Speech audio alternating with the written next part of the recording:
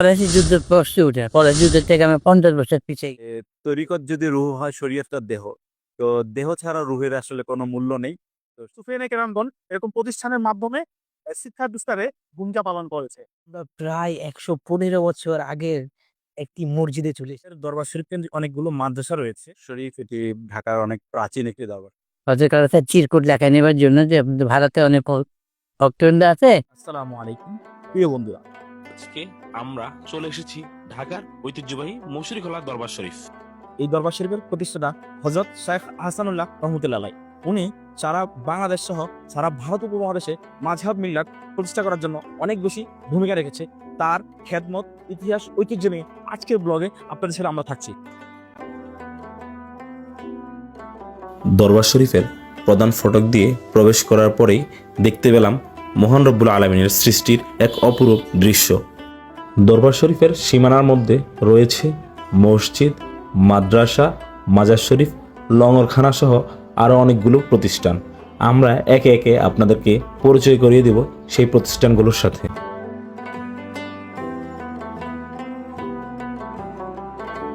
আপনাদের দরবার শরীফ কেন্দ্রিক অনেকগুলো মাদ্রাসা রয়েছে, যা আসলে বাংলাদেশের শিক্ষা ব্যবস্থায় অনেক বেশি ভূমিকা রাখছে। যে মাদ্রাসা মানে আপনাদের কি কি প্রতিষ্ঠান রয়েছে আশেপাশে, মাদ্রাসা শিক্ষা ব্যবস্থা নিজে একটু বলতেন। আমাদের এখানে মোট 19টা প্রতিষ্ঠান রয়েছে। এখানে হেফজখানা আছে, দারুল উলুম আসানিয়া, কামিল মাদ্রাসা আছে, দারুল উলুম আসানিয়া দাখিল মাদ্রাসা, সাভার গ্রামের বাড়ি ওখানে আছে, লতিফি হাফিজা মাদ্রাসা আছে, আল আজ্জা রাজিয়া খাতুন নুরানি মাদ্রাসা আছে। এরকম ভাবে আমাদের হেফজখানা, আলিয়া, নুরানি মাদ্রাসা দিয়ে আমাদের প্রতিষ্ঠানগুলো মোট 19টা প্রতিষ্ঠান চলছে আব্বাজানের সভাপতিত্বে। আমরা এখন দাঁড়িয়ে আছি নাইন্দা মুসলিমপুরা দরবার শরীফের একটি প্রতিষ্ঠান দারুল উলুম আহসানিয়া কামিল মাদ্রাসা। এটি একটি কামিল মাদ্রাসা। শুধুমাত্র ঢাকার বুকে এই প্রতিষ্ঠানটি নয়, সারা বাংলাদেশে এই দরবার শরীফের প্রায় 19টি প্রতিষ্ঠান আছে, যার মধ্যে আছে এতিমখানা এবং ফাজেল কামিল মাদ্রাসা। এই মাদ্রাসাগুলো দ্বারা অর্থাৎ এই দরবার শরীফের শিক্ষাঙ্গনে বাংলাদেশের শিক্ষা বিস্তারে ব্যাপক ভূমিকা পালন করছে। আমরা দেখতে পাচ্ছি যে 19টা শিক্ষা প্রতিষ্ঠান বাংলাদেশের বিভিন্ন প্রান্তে ছড়িয়ে ছিটে থেকে সেই শিক্ষার বিস্তারে ভূমিকা পালন করছে। অর্থাৎ এই দরবার শরীফে আমরা পরিদর্শন করার সময় লঙ্গরখানা দেখেছি, এতিমখানা দেখেছি। দরবার শরীফের এই ইতিহাস, ঐতিহ্য, সংস্কৃতি আমাদেরকে অনুপ্রাণিত করে। এই যে শিক্ষা বিস্তারে এই যে সুফিয়ানে কেরামদের যে ভূমিকা এবং এই মাদ্রাসাগুলো প্রতিষ্ঠা হয়েছে, এই বাংলাদেশে নয় বা পুরো পৃথিবীতে সুফিয়ানে কেরামগণ এরকম প্রতিষ্ঠানের মাধ্যমে শিক্ষা বিস্তারে ভূমিকা পালন করেছে। এই মুহূর্তে যে ভবনটি আমরা দেখতে পাচ্ছি, এই ভবনটি লঙ্গরখানা নামে পরিচিত। পাশাপাশি এখান থেকে পরিচালনা করা হয় দারুল উলুম আহসানিয়া কামিল মাদ্রাসা, লতিফিয়া হাফিজিয়া মাদ্রাসা এবং আহসানিয়া এতিমখানা। এই সকল প্রতিষ্ঠানগুলো পরিচালনা করা হয় মুশরিখোলা আঞ্জুমানে আহসানিয়া বাংলাদেশ নামক একটি সংগঠন থেকে। এই সংগঠনটি অরাজনৈতিক একটি সংগঠন। এই মুহূর্তে আমরা যে ভবনটি দেখতে পাচ্ছি, এখান থেকেই হযরত শাহ আহসানুল্লাহ রহমতুল্লাহ আলাইহ দরবার শরীফের সকল কার্যক্রম পরিচালনা করতেন। বর্তমানে হযরত শাহ আহসানুল্লাহ রহমতুল্লাহ আলাইহের সুযোগ্য নাতি আল্লামা হযরত শাহ আহসানুজ্জামান মাদ্দাসিরুল আলী হুজুর দরবার শরীফের দায়িত্ব পালন করছেন এবং সকল কিছু দেখশন করছেন। আমরা প্রায় 115 বছর আগের একটি মসজিদে চলে এসেছি। আসেন আমরা ভিতরে দেখি। এটা প্রায় 1910 সালে নির্মাণ করা হয়েছে। মসজিদের কাজগুলো দেখেন কত সুন্দর, মাশাআল্লাহ। আমরা প্রায় 115 বছর আগে মসজিদে আমরা এসেছি। আমরা দেখতে পাচ্ছি এখানে মুশরিখোলা শাহ সাহেব হযরত কেবলা রহমতুল্লাহ 1910 ইংরেজি প্রতিষ্ঠা পত্র জামে মসজিদের পড়েন 1 নভেম্বর 97 হইতে 28 ফেব্রুয়ারি। আজকে আমরা পুরান ঢাকার ঐতিহ্যবাহী মুশরিখোলা দরবার শরীফে আসছি। যেহেতু এই দরবার শরীফ সম্পর্কে যদি আপনি একটু বলতেন।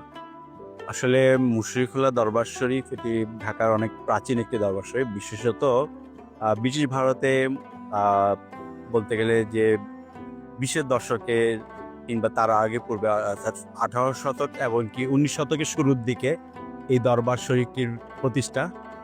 মুশরিখোলা হযরত কেবলা রহমতুল্লাহ আলাইহ 1870 সালে চিস্তিয়া তরিকা খিলাফত লাভের মধ্য দিয়ে তিনি তরিকত তাসাউফের খেদমত শুরু করেন। তার অনেক আগের থেকে তিনি রিয়াজত তরিকতের খেদমত এমনকি কঠোর সাধনার মধ্যে নিমজ্জিত ছিলেন তার নানা হজরতের তত্ত্বাবধানে।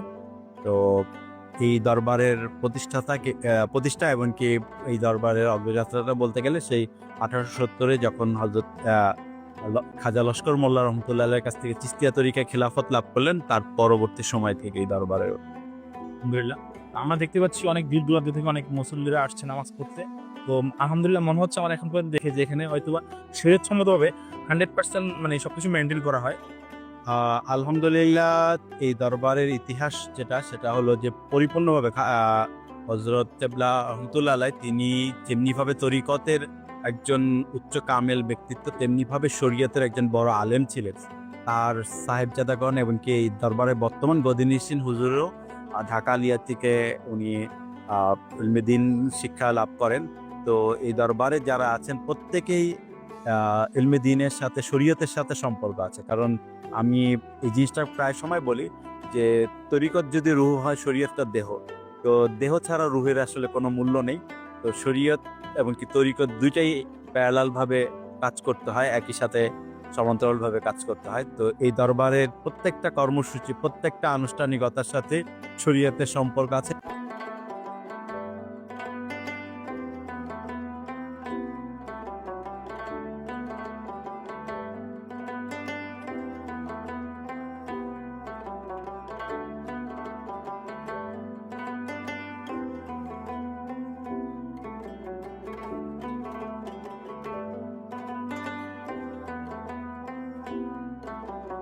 আমরা আজকে মুখোমুখি হয়েছি যুক্তকেবলা শাহ হাসানুর রহমতুল্লাহ তৃতীয় প্রজন্ম, অর্থাৎ তার সুযোগ্য নাতি দরবার শরীফের বর্তমান গদিনিসীন পীর সাহেব ও ওয়াকফ এস্টেটের বর্তমান মোতালি হযরত আল্লামা শাহ মোহাম্মদ হাসানুজ্জামান মাদ্দাজিল্লাহ।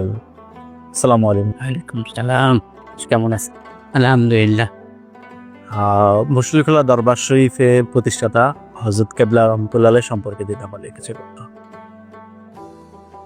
মুশরিকুল্লাহ প্রতিষ্ঠাতা হযরত কেবলা শাহ রহমতুল্লাহ আলাই, ওনারা বাবা আদম শহীদ রহমতুল্লাহ আওলাদ বংশ।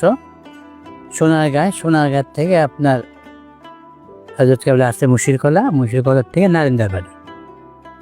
এই বাড়িতে 1885 সালে উনি খরিদ করছিলেন।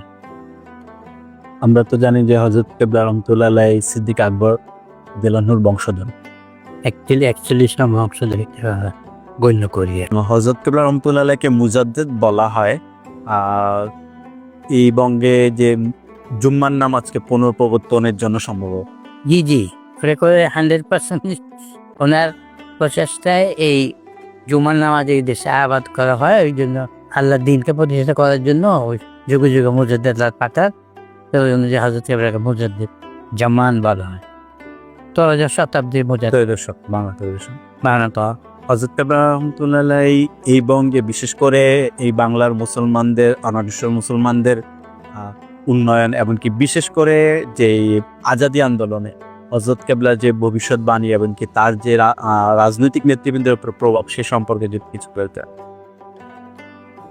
রাজনীতি উনি করতেন না, কিন্তু রাজনীতির বাইরে ছিলেন না। কেমন ওই সহযোগ আন্দোলন যখন শুরু হয় গান্ধীজির, তখন মৌলানা মোহাম্মদ আলী, মৌলানা শওকত আলী সাহেব এই দরবারে আসছিলেন 1922 সালে। হযরত কেবলার চিরকুট লেখা নেবার জন্য যে ভারতে অনেক ভক্তবৃন্দ আছে, তাদেরকে সহ নিয়ে আমরা একটা আন্দোলন করি। কারণ দাদা কারা বলেন যে হিন্দু না হতা দোস্ত, আদি না হতা গোস্ত। তোমার হিন্দুদের পক্ষে পড়ে না, আমার খেলা দেখাইছে এই সিপাহী বিপ্লব 1857 সালে। আমি দেখছি মুসলমানকে কিভাবে ধোকা দিয়া হিন্দুরা তার চাকরি বাকরি নিছে।